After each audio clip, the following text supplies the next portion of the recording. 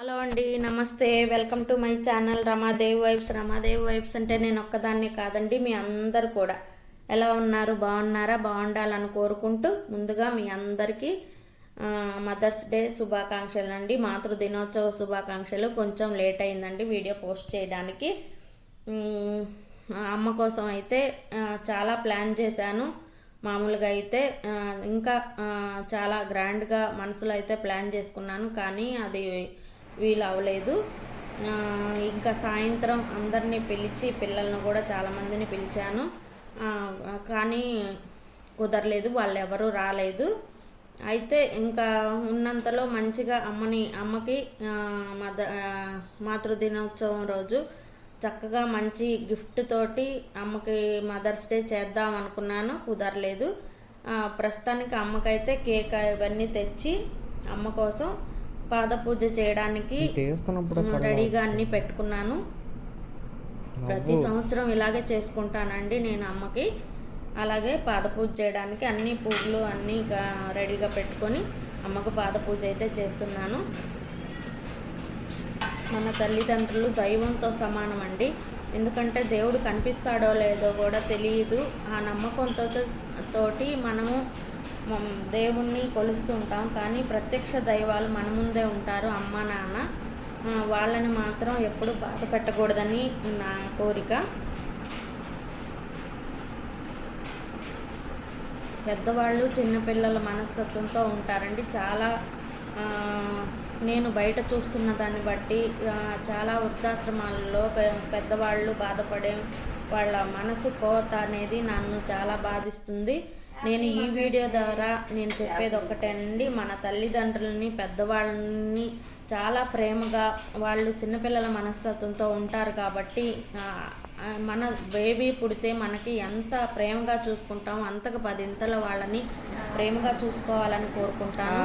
పెద్దవాళ్ళ ఆశీస్సులు మన పిల్లలకు కానీ అందరికీ చాలా వృద్ధిలోకి రావడానికి చాలా దోహదపడుతుందండి. పెద్దవాళ్ళ ఆశీస్సులు, పెద్దవాళ్ళ సలహాలు, వాళ్ళ సూచనలు మనకెంతో ఉపయోగపడతాయి, జీవితంలో ఉపయోగపడతాయి.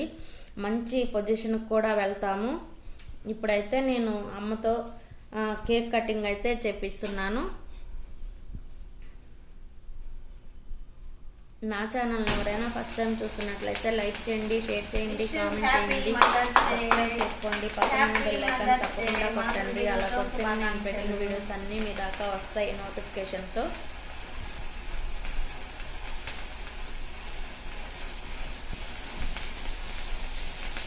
చాలా ఏమీ కోరుకోరండి తల్లిదండ్రి అనేవాళ్ళు.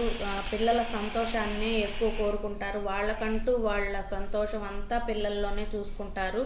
అలాంటప్పుడు మనం ఇంకా వాళ్ళకి కావాల్సింది వాళ్ళ మనసు నెరిగి మనం ప్రవర్తించాలని అనుకుంటాను నేను.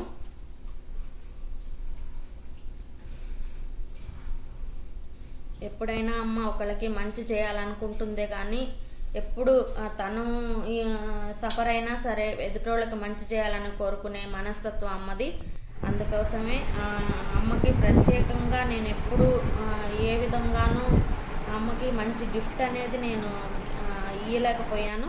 ఈసారి అయితే ఖచ్చితంగా అమ్మకి మంచి గిఫ్ట్ అనేది ఇద్దామని బాగా గట్టిగా అనుకున్నాను. కానీ అమ్మకి నా సంతోషమే ఎక్కువ ఇష్టం కాబట్టి నాకు సంబంధించి నేను హ్యాపీగా ఉంటే అమ్మ చాలా సంతోషపడుతుంది. కాబట్టి త్వరలో అమ్మకి సంబంధించి నేను ఎలాగైతే సంతోషంగా ఉండేలా ఒక గిఫ్ట్ అయితే మాత్రం అమ్మకి ఇస్తాను.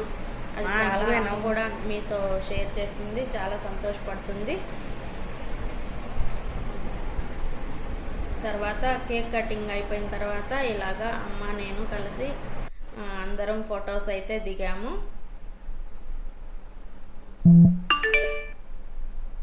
ఇదండి నా మదర్స్ డే, ఇలా సింపుల్గా అయితే జరిగింది.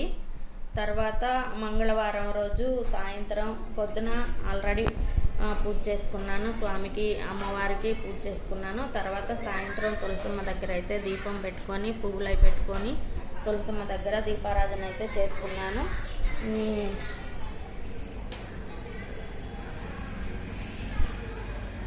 తులసమ్మ మన ఇంటెదురుగా ఇలా పచ్చగా ఇలా ఉంటే మన ఇంట్లో మన నట్టింట్లో లక్ష్మీదేవి తాండవించినట్టేనండి.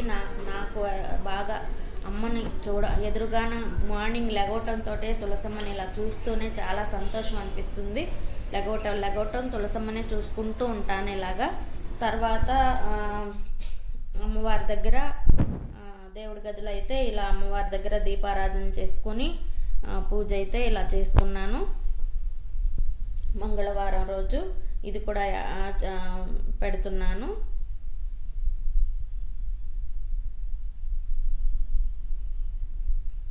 ఎప్పుడు ఇలా కళకళలాడుతూ పూజ గది అమ్మవారి దగ్గర సువాసన భరితంగా ఉంటే ఆ లక్ష్మీదేవి కరుణ అనేది మనకి ఎప్పుడు ఎల్లవేళలా సుఖ సంతోషాలతో ఉంటామని నా అభిప్రాయం. పెద్దవాళ్ళు కూడా అలాగే చెప్తారు. మీ అందరూ కూడా ఆ తల్లి ఆశీస్సులు, ఎప్పుడు ఆంజనేయ స్వామి ఆశీస్సులు ఎల్లవేళలా మీకు ఉండాలని, నా సబ్స్క్రైబర్స్కి వ్యూవర్స్కి అందరికీ చల్లగా ఉండాలని కోరుకుంటాను.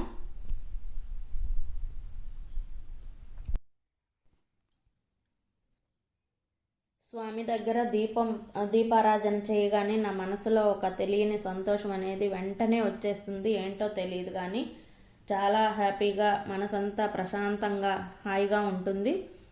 తర్వాత పూజ గదిలో పూజ అంతా అయిపోయిన తర్వాత ఇంట్లో పూజ చేసుకొని నేనైతే స్వామి టెంపుల్కి, మాకు దగ్గరలో ఉన్న స్వామి టెంపుల్కి, ఆంజనేయ స్వామి టెంపుల్కి అయితే వెళ్ళి స్వామి దగ్గర ఆశీస్సులు అయితే తీసుకొని స్వామిని మీకు చూపిద్దామని చెప్పేసి ఈ విధంగా స్వామి ఆలయం లోపల నాకు వీలైనంత వరకు మీకైతే స్వామి దర్శనం అయితే చూపిస్తున్నాను. ఆ లోపల గర్భగుడిలో నుండి స్వామి పూజలు అందుకుంటూ ఉంటారు. ఇక్కడ ఈ రావటం టెంపుల్లోకి రావటం అయితే గణపతితోటి స్టార్ట్ అవుతుంది. స్వామి దర్శనం చేసుకొని అప్పుడు ఆంజనేయ దగ్గరికి వెళ్తాం.